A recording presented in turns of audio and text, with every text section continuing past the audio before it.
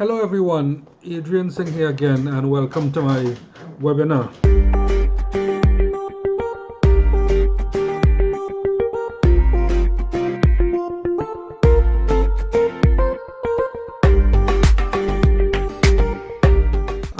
As I've been on my previous webinars, I continue to speak on the book Expert Secrets, and I know everyone is reading it, so lots of information in there. In my last webinar, I spoke on how to use persuasion to connect with people, how to use persuasion to build your base and your raving fans. So just to summarize, persuasion is an area that, people want to be led. People want to be persuaded, but you have a role to play, and your role is one of taking them to that promised land. So there are several ways in which you can do that. Several ways to connect with people, your audience. So we mentioned that the ways to do that would be to justify their failures. That's one way. To allay their fears. That's another way. To throw rocks at their enemies. Confirm their suspicions, and encourage their dreams. That's 5 areas that if we focus on every person we meet and we want to connect with, if we look deep in finding a way to persuade them, we can use one of these techniques to be able to connect with them and take them on our journey.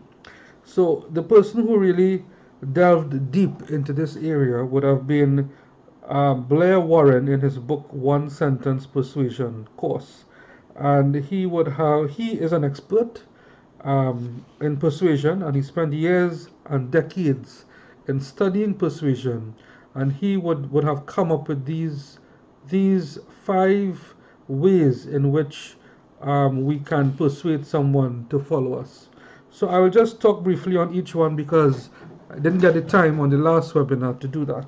So encouraging a person's dreams, that's one way to connect with your audience. So as a leader, it's vital that you first understand your audience dreams, then encourage them inside the new opportunity that you're creating for them.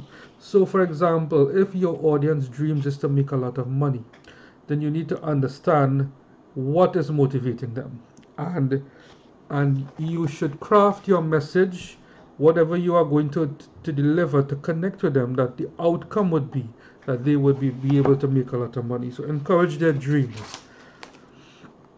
Another thing is to look at the opposite, justify their failures. So there is a saying that misery loves company, and this is one such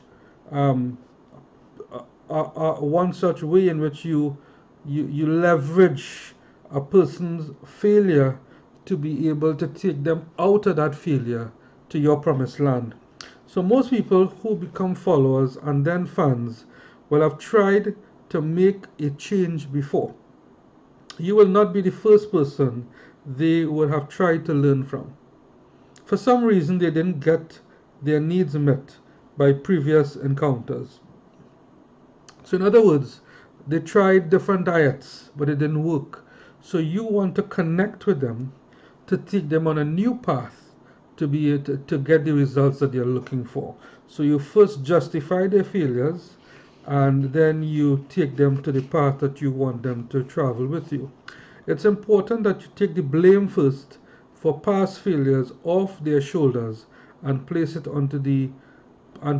back onto the old opportunities they attempted in the past. So you can tell them that these are the old ways of doing what they had tried, and as a result they did not achieve the results. There are new ways, new technologies, new systems, new programs that are on the market today that if they were able to give it a chance, they would still be able to achieve the opportunity. So you connect the failures with the old opportunities and connect success with the new opportunities. Another way is to allay their fears. To allay is to diminish or put to rest. So if you can put their fears to rest and give them new hope, they will follow you to the ends of the earth and back again. So what do we mean by that? So people, they just have fears. It may be a fear of heights, It may be a fear of driving at fast speeds. Everybody has their fear. Everybody has the demons to deal with. And what we are saying here is if you can help them put their fears to rest, teach them a program if you're scared of heights, how you can take them from baby steps on small heights gradually up to higher ground, and their fear will be reduced and they will be able to remove that fear. Then you would connect with them and they would believe in you. So that's just an example. So if you show people how to connect with you, they will follow you to the ends of the earth and back again.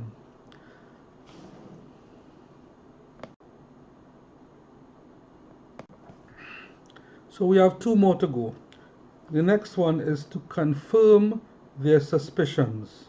So your audience is already suspicious of you and others in your market.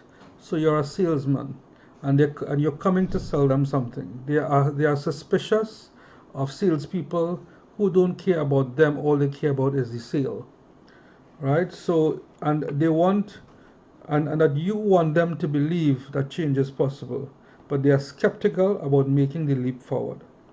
When you can confirm in a story format that you had a familiar suspicions and describe how you overcame that suspicion, it will bond people to you. So in sales, we have a technique called feel, felt, and found. I'll briefly describe that to you. So you have an objection. The objection is the price is too high. The objection is, I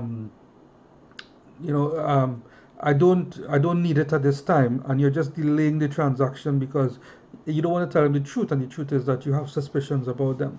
So as a good salesperson, what you do, you employ what is called the feel, felt, found strategy. So I would say, Mr. Customer, I understand how you feel. And if I were in your position, I would have felt the same way too. However, all my customers who I've worked with, they have found that by using our product, we have been able to give them X, Y, and Z benefits.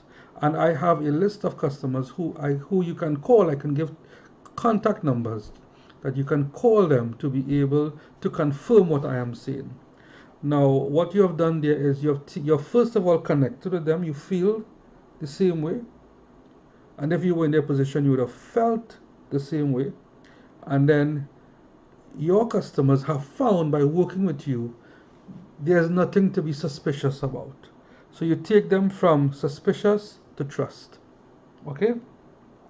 And then the last one is throw rocks at their enemies. There's an old saying, the enemy of my enemy is my what? My friend.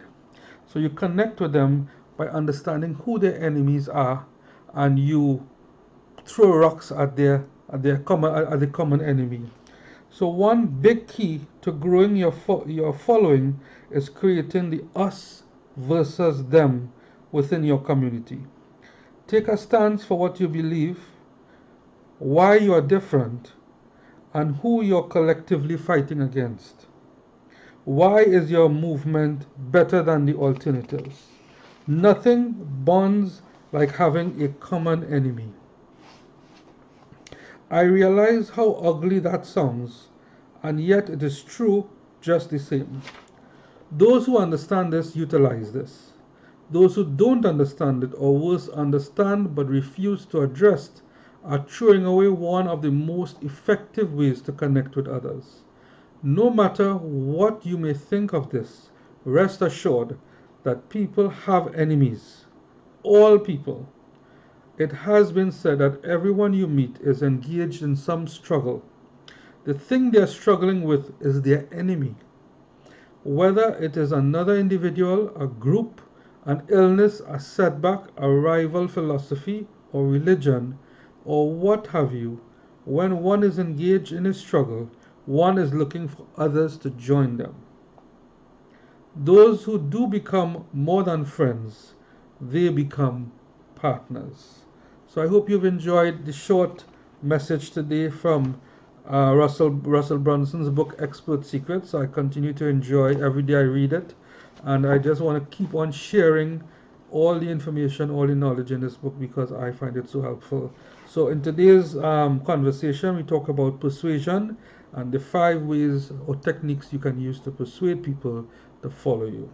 Until next time, thank you, and I look forward. Thank you, bye.